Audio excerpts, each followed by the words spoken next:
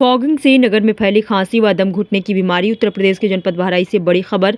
जरवल नगर पंचायत के द्वारा फॉगिंग करने से लोगों में खांसी और दम घुटने जैसी समस्या उत्पन्न हो रही है, जिससे राहगीरों को मार्केट में सामान खरीदने के लिए आने जाने में काफ़ी दिक्कतों का सामना करना पड़ रहा है। फॉगिंग की धुआं निकालने से काफ़ी लोग परेशान हैं। जिससे फॉगिंग करवाया जाता है, ना जाने उसमें कौन सा तरल पदार्थ मिलाया जाता है, जिससे लोगों को खांसी और दम घुटने जैसी दिक्कतों का सामना करना पड़ता है। बहराइच से संवाददाता गंगा प्रसाद की देखिए खास रिपोर्ट।